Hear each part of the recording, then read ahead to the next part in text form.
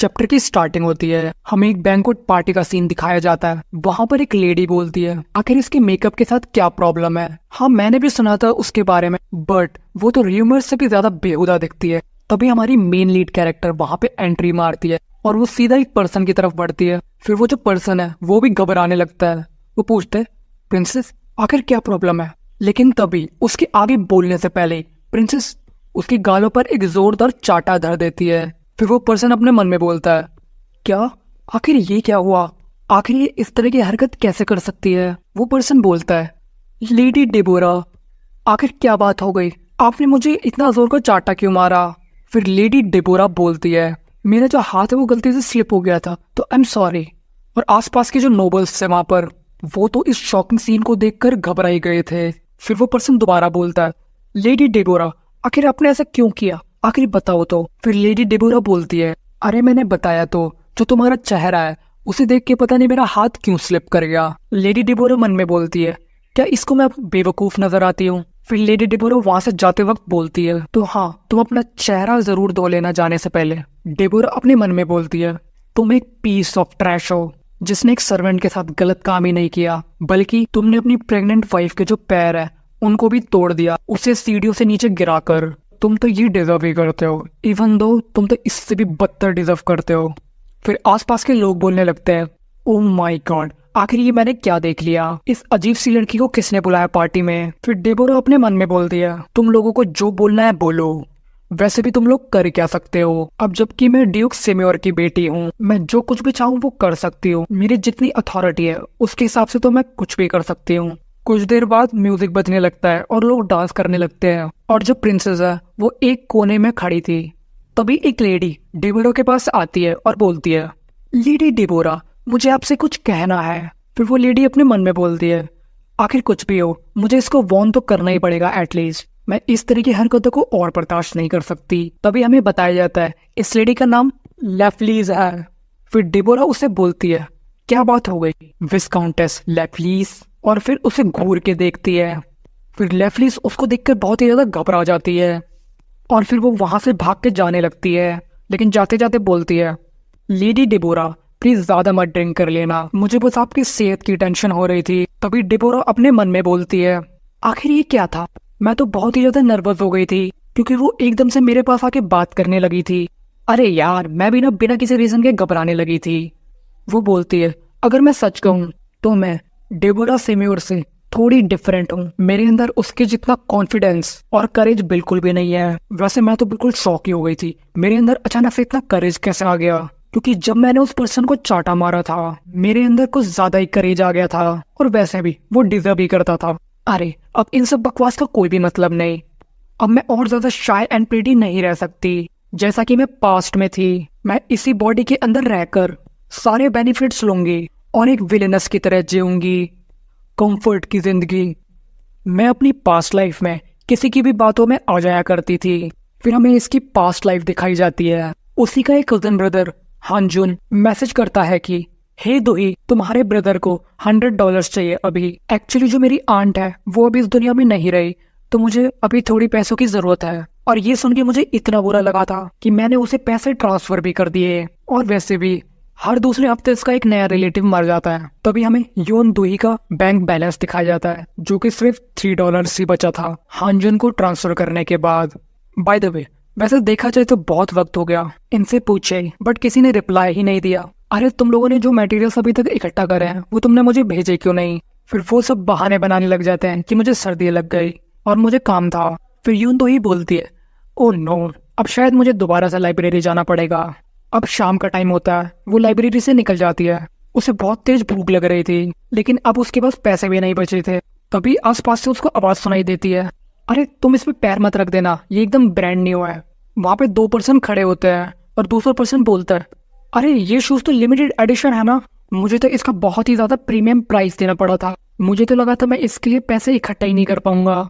फिर हुंदुई अपने मन में बोलती है अरे ये तो हानजुन ब्रदर है ना, लेकिन इनको तो फ्यूनरल पे होना चाहिए था ना, वो यहाँ पर क्या कर रहे हैं।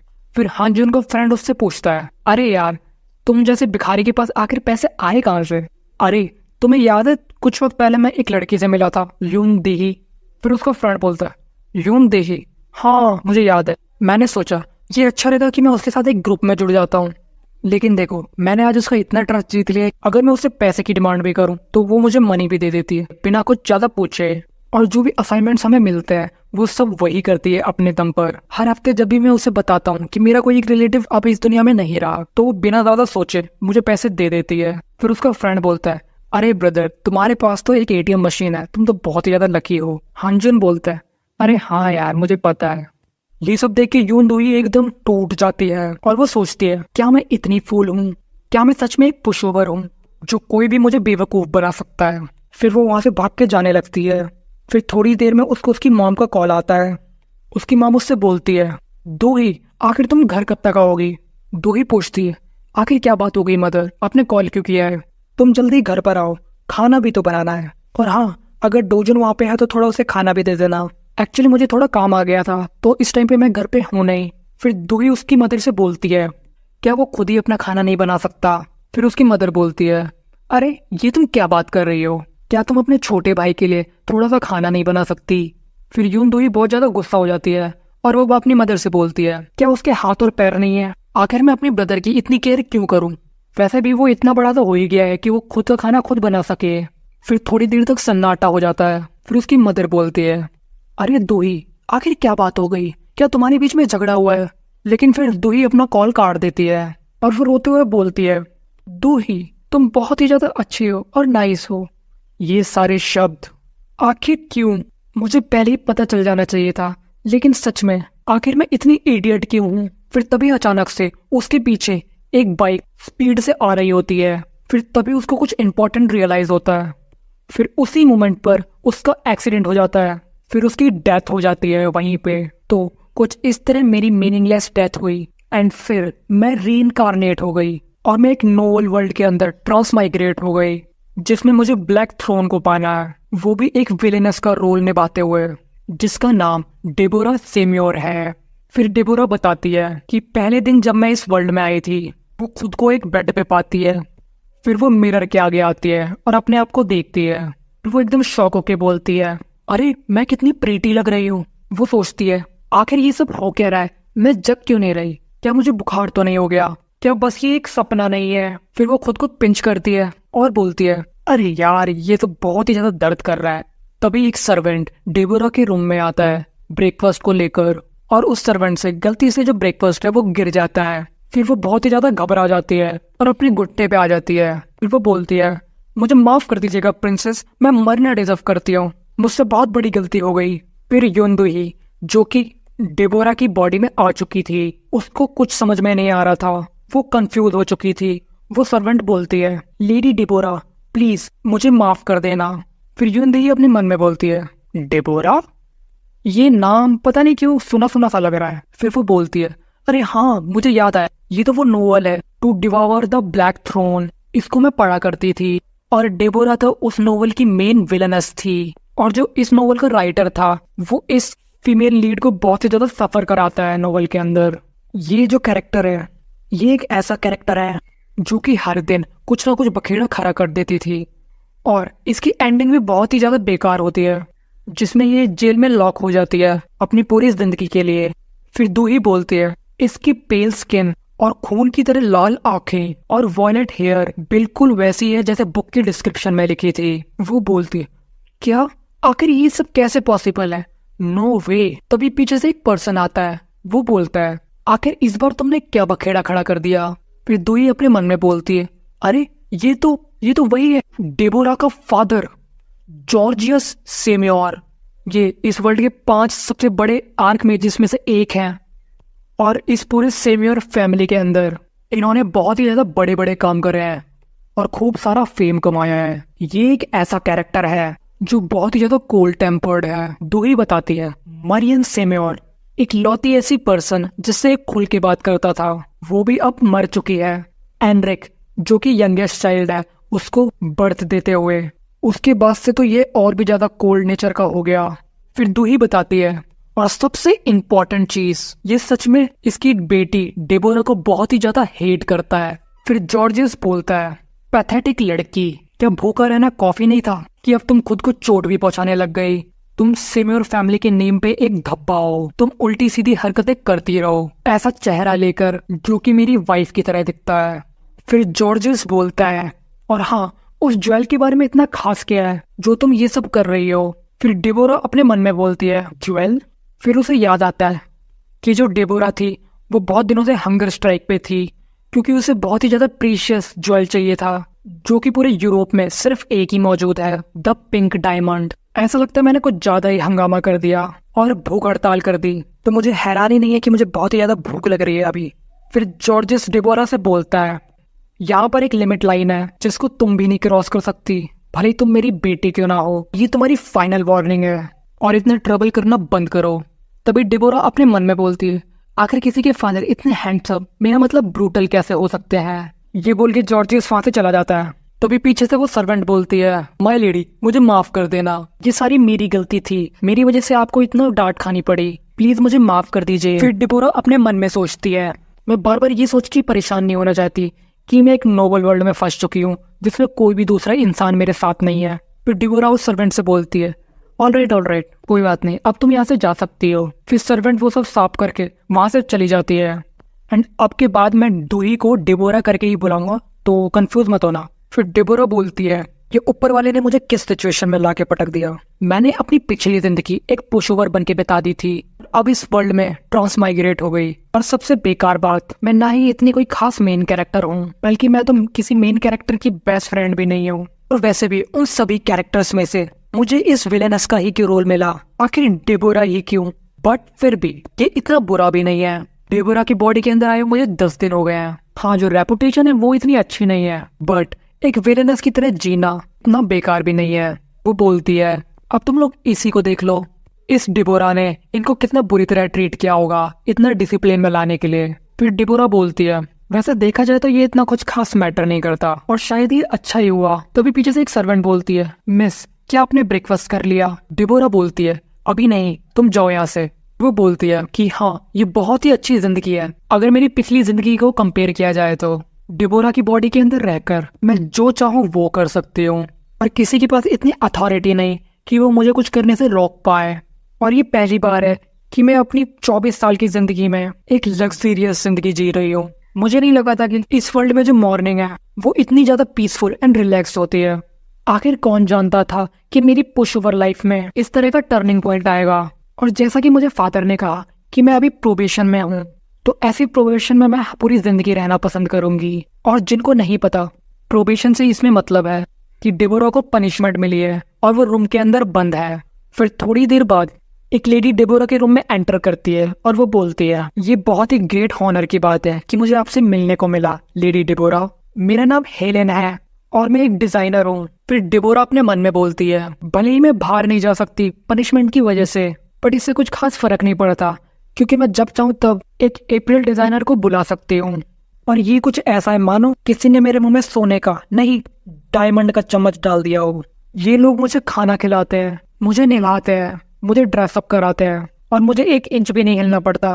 फिर हेलेन बोलती है, अरे मैं इसको एडजस्ट नहीं कर पा रही, लेडी बस 1 मिनट रुकना।